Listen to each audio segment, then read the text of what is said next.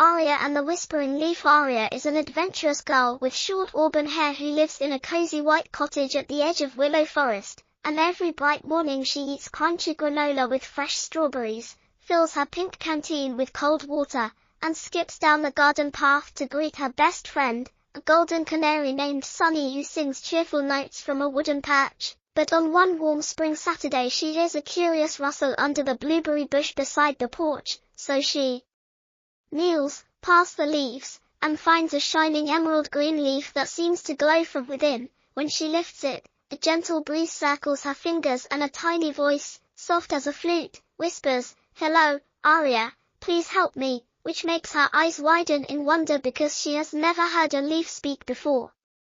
The leaf, who calls itself Liora, explains in clear, simple words that it belongs to the great story tree deep inside the forest, a magical tree that stores happy memories for all the woodland creatures. And last night a sudden storm snapped 3 golden branches that hold the memories safe. Without those branches the memories will scatter like dandelion seeds and fade forever, so the forest animals may forget their songs, their homes, and their friends.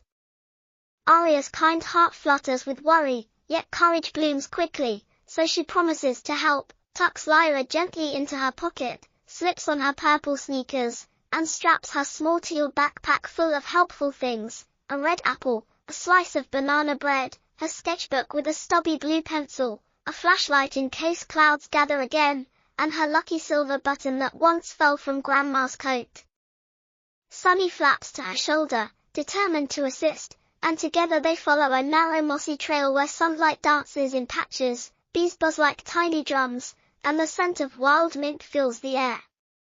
Soon they reach a sparkling creek that babbles cheerful stories, but there is no bridge. Liora advises Aria to ask the creek for passage, so Aria speaks politely, and the creek giggles, shaping its water into smooth stepping stones just wide enough for her feet.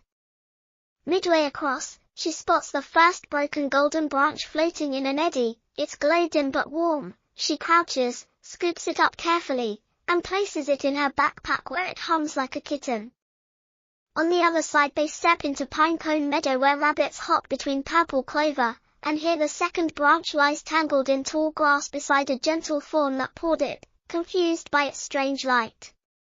Aria approaches slowly, offers half of her banana bread, and whispers calm words. The fawn relaxes, nibbles the treat, and lets Aria untangle the branch, which brightens the meadow with a golden blush before sliding into her pack. One branch remains, yet the sky darkens as grey clouds roll in, and a cool wind shivers the leaves overhead. Liora urges haste, guiding Aria up Firefly Hill, a wide rise covered in yellow buttercups where tiny glowing insects drift like stars even in daylight. At the peak stands a crooked oak stump acting as a door to a hidden tunnel, and Aria feels a flutter of nerves but Sunny chirps a brave trill, so she descends the spiral earthen stairs lit by glowing mushrooms. At the base she enters a crystal cavern where the last branch rests on a stone pedestal guarded by 2 shy hedgehogs who fear the branch's magic may burn them. Aria knelt, shows them her sketchbook full of bright drawings, and explains that the branch is gentle and will heal the story tree, and the hedgehogs, trusting her warm smile, roll aside and let her retrieve the branch, which sparkles like sunrise. Suddenly thunder rumbles, and the cavern trembles, rain begins above, and water trickles down the tunnel walls. Aria races upward, the 3 branches jingling in her bag like soft bells, bursts onto Firefly Hill under a silver sky, and sees the distant silhouette of the great story tree, its branches drooping, leaves pale. Lightning flashes, scaring Sunny into flight, but Liora glows brighter in Aria's pocket, guiding her through swaying grass, slippery stones, and swirling wind until they reach the vast trunk carved with tiny glowing runes. A hollow at the tree's center waits, pulsing faintly. Aria places each golden branch into matching grooves, first left, then right, then top, and as they click home, brilliant light floods the clearing, the storm calms, and petals of soft color rain from the canopy like confetti. The story tree straightens, leaves shifting from gray to jade, and countless memories swirl around, a squirrel remembering its first acorn, an owl recalling a night of perfect moonlight, and even the creek's own laughter echoing with newfound clarity.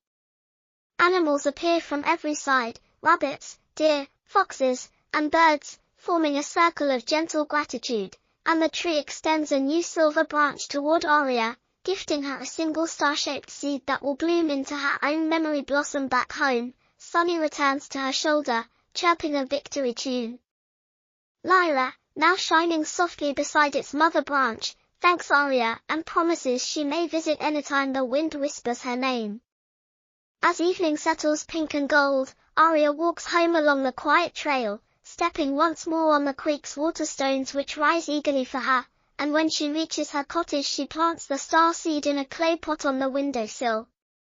That night, under a sky clear and sprinkled with bright stars, Aria writes the adventure in her sketchbook, drawing the story tree tall and proud, and as she drifts to sleep with Sunny singing a soft melody, she knows that brave steps, gentle words, and a promise kept can mend even the oldest stories and fill every heart, animal, leaf, or human, with music that never fades.